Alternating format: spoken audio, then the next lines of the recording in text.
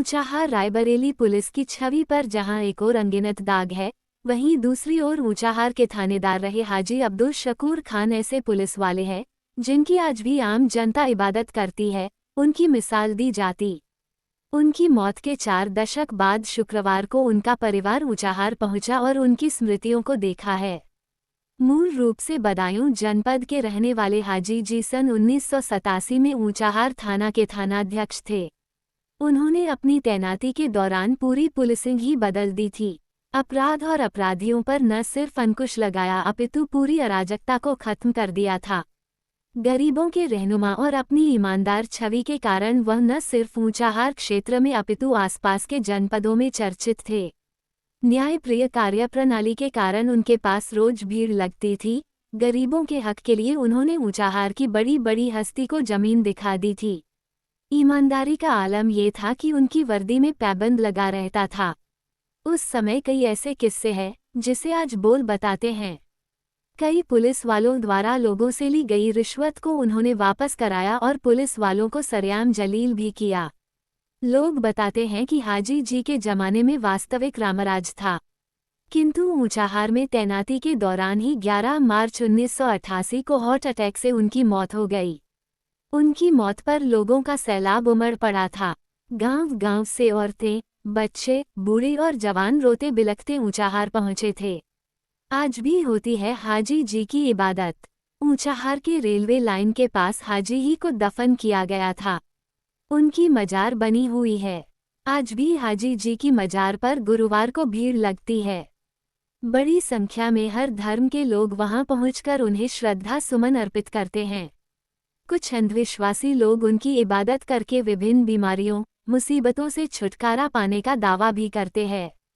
रायबरेली ऊंचाहार से आप थोड़ा सा अपने बारे में परिचय दे दीजिए। हाजी जी के कौन है? मैंने बीएड किया अलीगढ़ PMU से। इसके बाद मैंने बॉम्बे में 12-13 साल सर्विस की। इसके बाद मैं दोहा चला गया। वहाँ मैं एक मास्टर रहा, वाइस प्रिंसिपल रहा, प्रिंसिपल रहा। इसके बाद मैं सऊदी चला गया। हाजी जी के बारे में कुछ बता दीजिए कि इनकी प्रारंभिक शिक्षा कहाँ हुई थी? हाजी जी की शिक्षा बदायूं में हुई, कासगंज में हुई। और जहाँ भी फादर का ट्रांसफ़र हो जाता था वो भी पुलिस में। अच्छा, उनके पिता भी पुलिस में थे। तो हर जगह हो जाती थी। तो आखिर में वो दादा के पास 9th से दादा के पास चले गए, क्योंकि ट्रांसफ़र की वजह से एजुकेशन में अड़चन आती थी। उसके बाद 9th में थे तो फादर का इंतकाल हो गया। जब 10th में थे, हेल्थ बहुत अच्छी थी, तो SP वगैरह फादर के इंतकाल में आए थे। तो मैंने सब में डिटेल की कौन है सबसे बड़ा, कौन है, हाँ। कौन नहीं है। तो क्या मृतक आश्रित में मिली थी क्या नौकरी? मृतक आश्रित में नौकरी मिली थी क्या इनको? नहीं। एजुकेशन पे नहीं। उसके बाद वो सर्विस में लग गए। जब से वक्त कंटिन्यूसली दिल लगाकर बड़ी मेहनत से सर्विस करते रहो। एज ए कांस्टेबल ही बात एडमिट हो। उसके बाद वो एक कांस्टेबल हुए, SI हुए। SI और पहले अपार्टमेंट के बाद वो ऐसे हो गए। अच्छा, कभी भी वो एक थाने में बोलो। कभी बयान करें बयान। उनका टर्म 3 महीने, 2 महीने, 1 महीने, 6 महीने, इस तरह से उनका टर्म रहता था।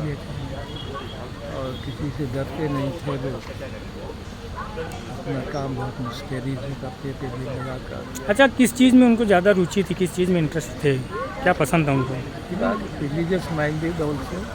अच्छा, नहीं कुछ को क्या पसंद था, किस चीज़ में गाना सुनना या कुछ? ना गाने आने में किसी में नहीं। क्रिकेट मैच खेलने की बात भी आती है कि? हाँ, उसके बाद वो आए जब वो क्लास में वो पढ़ते थे स्कूल में, तो क्रिकेट खेलते थे।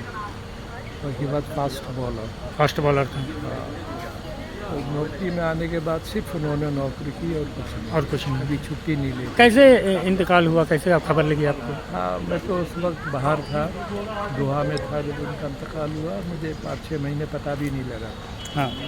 तो पूरी डिटेल मुझे नहीं मालूम क्या बीमारी थी उनकी वाला, यहाँ नहीं डॉक्टर को यहाँ कंसल्ट किया हुआ, यहाँ कुछ उसके बाद कानपुर गए, कानपुर में भी कुछ वो नहीं हुआ, उसके बाद लखनऊ एडमिट हो गए हॉस्पिटल में। तो यानी डॉक्टर पहचान पाए क्या बीमारी है क्या नहीं है, वहीं उनका तो वहाँ से यहाँ जहाँ ला के उनको दफन किया गया पुलिस स्टेशन के पास। कैसे घर वालों को क्या खबर लगी थी कि तबीयत खराब थी और इलाज के दौरान मेरी भाभी वगैरह सब यहीं थे, तो थाने पर ही थे। तो कब ख़त्म हुई थी? 1988। तो छोटे छोटे बच्चे थे उनके, सबसे छोटा एक 1.5 महीने का रहा होगा, सबसे बड़ा कितने बच्चे हैं अभी? 4 बच्चे। 4 बच्चे हैं, चारों लड़के हैं? चारों लड़के, लड़की कोई नहीं। अभी आप लोग आज आए हैं तो कौन कौन आया है यहाँ? 2 बच्चे आए हैं, उनके दोनों की बीवी, सबसे बड़ा सबसे छोटा है, उनकी बीवी आई है, मेरी भाभी आई है, उनकी वाइफ हाजी बीवी, और मैं जब छोटा भाई मैं आया।